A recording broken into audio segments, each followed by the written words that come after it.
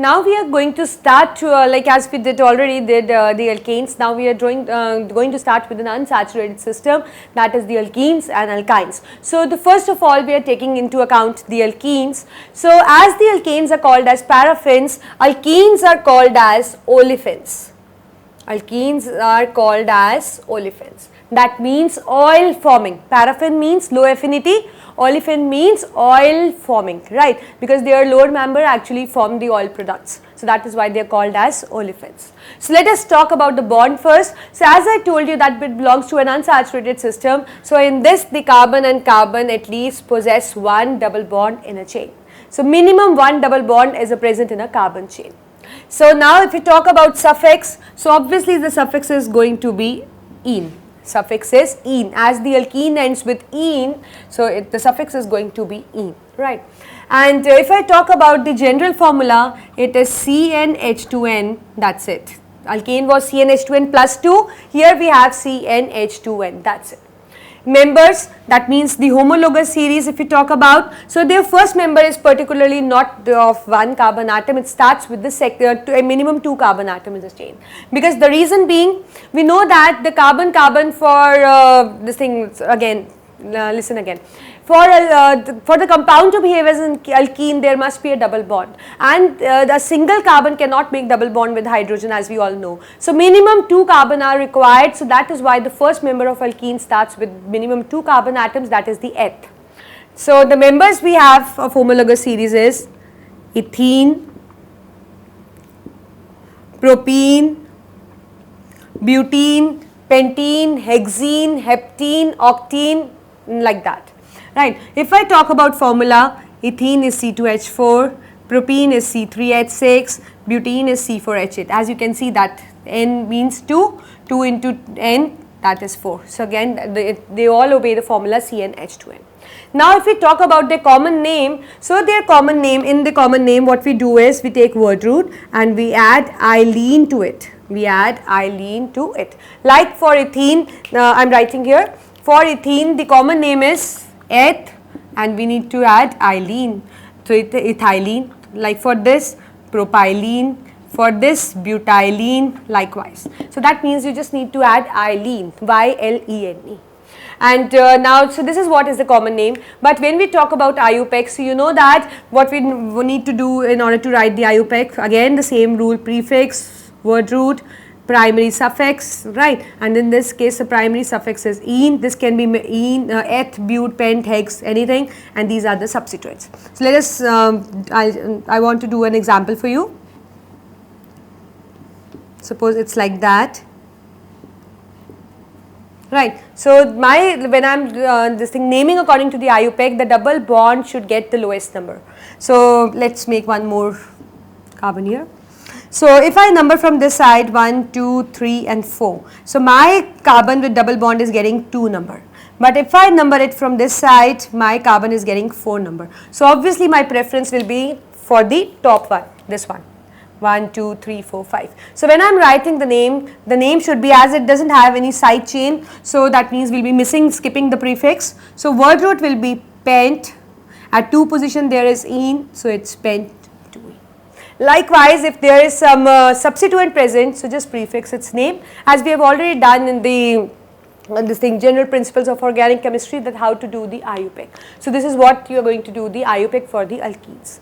Now if we talk about the isomerism, so as you can easily see that what kind of isomerism they possess this thing, the stereoisomerism also, and they possess the structural isomerism also, as we have already done in the this thing, the general principles of organic chemistry. So to concentrate more on the isomerism, to know more about the isomerism, that how they obey the position isomerism, or how they obey the cis transform, so just refer to that video of general principles of organic chemistry, right. So you will be well versed with that.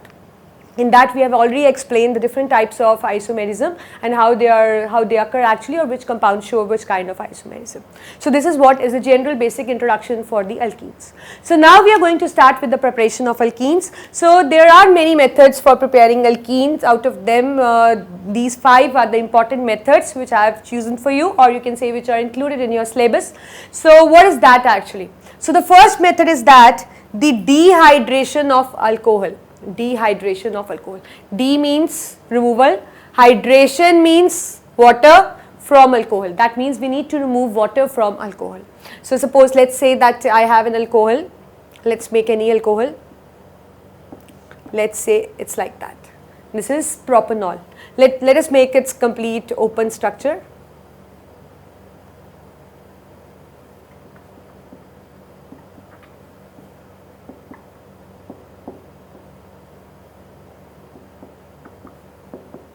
These are my H satisfying the valencies of carbon. I am going to dehydrate this alcohol. So for dehydration I need a substance which has the ability or which act as a dehydrating agent. So we know that nothing can occur as the powerful dehydrating agent as we have concentrated sulfuric acid. So here concentrated sulfuric acid is going to remove water. So let's say that one OH is removed from one carbon and one H is going to will be removed from the other. Let's make this like that so that it is simple to understand.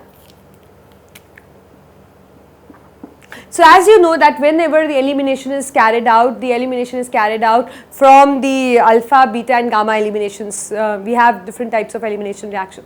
So in this one atom is going to remove from one carbon atom and one atom is going to remove from the another one. So here what is going to happen is that one OH is going to remove from this carbon and H from this. So that means the water molecule is going to get lost. So what is the need? This must be striking in your mind that why we haven't removed two atoms from the single carbon.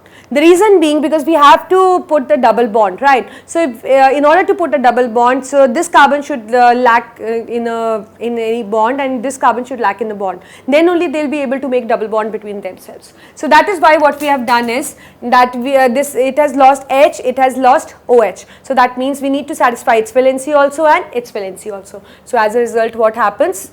There falls a double bond between them.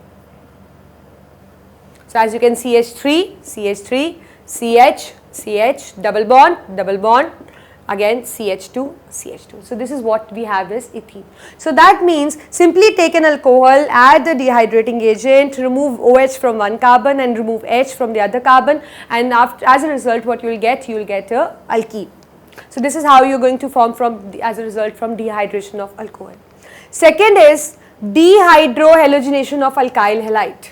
So obviously we are going to take an alkyl halide. So let's take one alkyl halide. So again I am going to write in this form because whenever you write in this form it is easy to understand actually.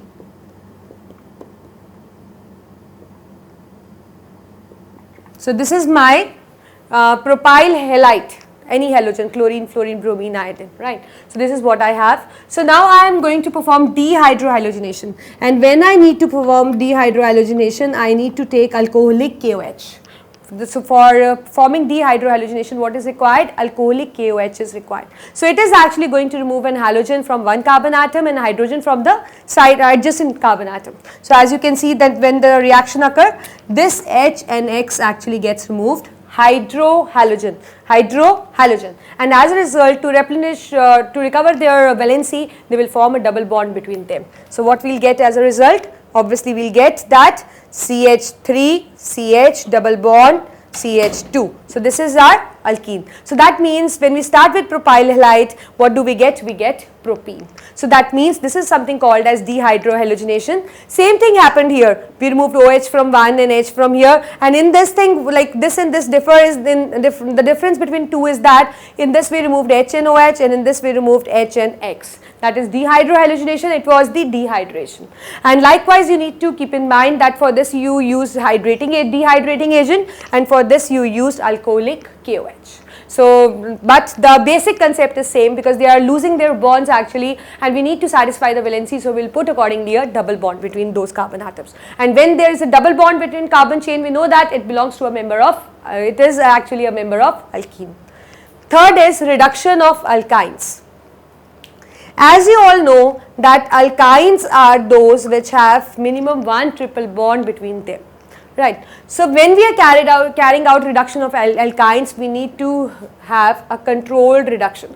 because the triple bond will turns into when you add something, it will turn into a double bond compound, and when you add more to it, it will turn into a single bond compound, right. So we need to have a controlled reduction actually, so that the reaction stops at a particular step. So this is what I have in alkyne. I am going to reduce it. So let us say I am adding in hydrogen. This is what is the reduction. This reaction occur in presence of this thing palladium poisoned by barium salt. So when palladium is poisoned by barium salt, it is also called as Lindlar catalyst.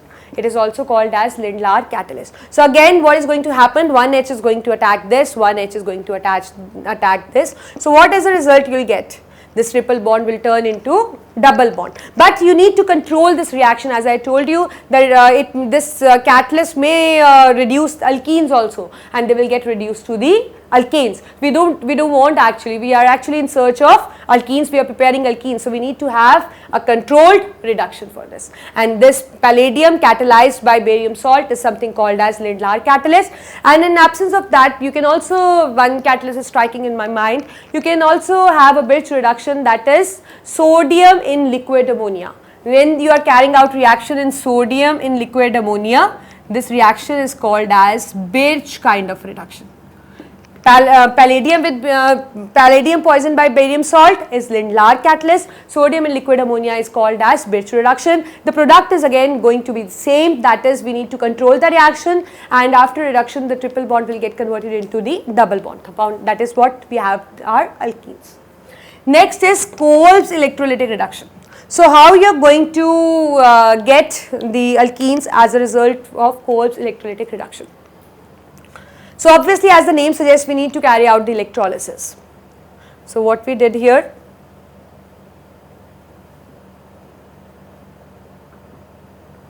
we have this kind of compound, right, sodium acetate, but here the two members means a vicinal type of salt is required. What you do is you pass electric current. What happens? It gets dissociated, and what do you get actually? You get CH2 double bond CH2, that is the ethene. Along with that you get carbon dioxide, because you are doing electrolysis when it is in molten state. That means the water is also present. So you get sodium hydroxide, and along with that you get an hydrogen.